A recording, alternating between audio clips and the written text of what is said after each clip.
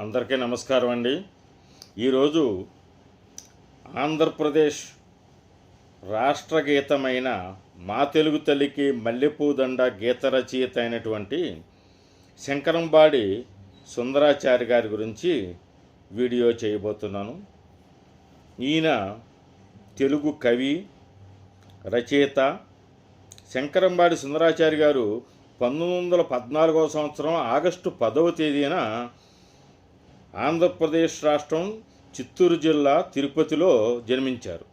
ఈయన జీవిత భాగస్వామి పేరు వేదమ్మాళ్. ఇక ఈయన జీవిత విశేషాల సంగతికి వస్తే, సుందరాచారి మాతృభాష తమిళం. మదనపల్లిలో బిసెంట్ థియోసాఫికల్ కళాశాలలో ఇంటర్మీడియట్ వరకు చదివారు. చిన్నతనం నుండే ఆయన స్వతంత్ర భావాలు కలిగి ఉండేవాడు. బ్రాహ్మణోచితములైన సంధ్యావందనము వంటి పనులు చేసేవాడు కాదాయన.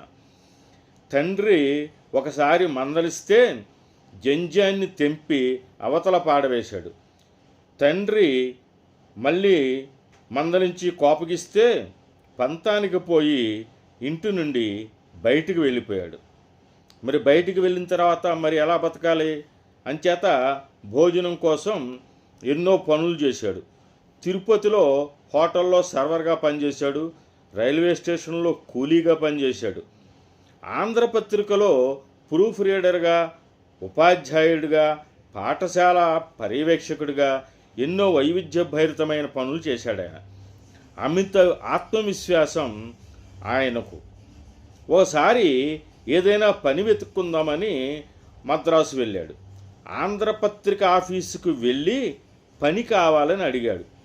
దేశోద్ధారక కాశీనాథుని నాగేశ్వరరావు పంతులు నీకు తెలుగు వచ్చా అని అడిగాడు. దానికి సమాధానంగా ఈయన వచ్చో రాదో చెప్పాలి కదా.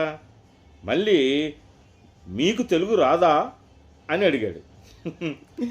నివ్వెరిపోయిన పంతులు గారు, నేను ఇప్పటి వరకు తెలుగులోనే కదా మాట్లాడాను అన్నారు. అందుకే మీ ప్రశ్నకు సమాధానం ఎలా ఇవ్వాలో తెలియడం లేదు అని అన్నాడు. ఆయన నవ్వుకుని ఆంధ్రపత్రికలో ఉద్యోగం ఇచ్చాడు. అయితే ఒక ప్రముఖునిపై పద్యం రాయవలసి వచ్చింది. నేను వ్యక్తులపై పద్యాలు వ్రాయను అని భీష్మించుకుని కూర్చుని ఆఖరికి ఆ ఉద్యోగాన్ని కూడా వదులుకున్నాడు సుందరాచారి గారు. తర్వాత విద్యాశాఖలో పాఠశాల పర్యవేక్షకుడిగా పనిచేశాడు అనుకోండి. నందమూరులో ఉండగా ఒకసారి ఆ పాఠశాలకి డైరెక్టర్ వచ్చాడు, సంచాలకుడు అంటారు. సుందరాచారిని చూసి బంట్రోతు అనుకుని బంట్రోతునేమో సుందరాచారి అనుకున్నాడు. అలా పొరపడ్డాడు. దానికి ఈయనకి చాలా కోపం వచ్చి ఆ ఉద్యోగానికి తక్షణమే రాజీనామా చేసి పడేశాడు. ఇకపోతే పాపం ప్రేమించి పెళ్లి చేసుకున్నటువంటి భార్య వేదమ్మాళ్ మనోవ్యాధిగ్రస్తురాలైన కారణంగా ఆయన వేదన చెంది జీవిత చరమాంకంలో ఒక నిర్లిప్త జీవితం గడిపాడు. సుందరాచారి 1977 ఏప్రిల్ 8వ తేదీన తిరుపతిలోని గంగుండ్ర మండపం వీధిలో నివాసం ఉంటున్నటువంటి తన ఇంట్లో మరణించాడు. 2004లో ఆంధ్రప్రదేశ్ ప్రభుత్వం తిరుపతిపట్నం తిరుచానూరు రోడ్లోని అన్నపూర్ణేశ్వరి సర్కిల్లో సుందరాచారి జ్ఞాపకార్థం ఆయన కాంస్య విగ్రహాన్ని నెలకొల్పింది. తిరుమల తిరుపతి దేవస్థానం ఆయన పట్ల కృతజ్ఞతా సూచకంగా విగ్రహం దగ్గర నిరంతరం మా తెలుగు తల్లికి మల్లెపూదండ అనే పాట వినిపించేలాగా ఏర్పాటు చేసింది. మా తెలుగు తల్లికి మల్లెపూదండ ఆంధ్రప్రదేశ్ రాష్ట్ర గీతం అని చెప్పుకున్నాం. దీనిని శంకరంబాడి సుందరాచార్య రాశారని కూడా చెప్పుకున్నాం. ఈ పాటలో తెలుగునాట ప్రముఖమైన నదులను, సంస్కృతి, సాహిత్యాలను, చరిత్రలో ప్రసిద్ధ వ్యక్తులను ఈ రచయిత స్మరించాడు.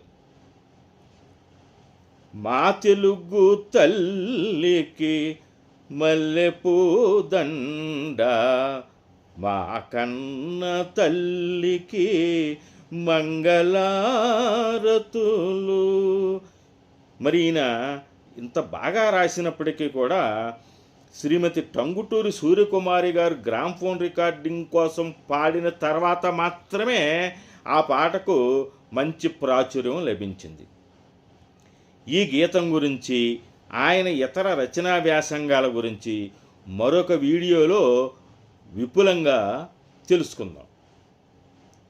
మరి మనం పుస్తకం అట్ట చూసి దాని లోపలి విశేషాలను కానీ, మనుషులు వేసుకున్న బట్టలను చూసి ఆయన లోపల ఉన్న శక్తియుక్తులను కానీ అంచనా వేయకూడదు అని పెద్దవాళ్ళు చెబుతూ ఉంటారు.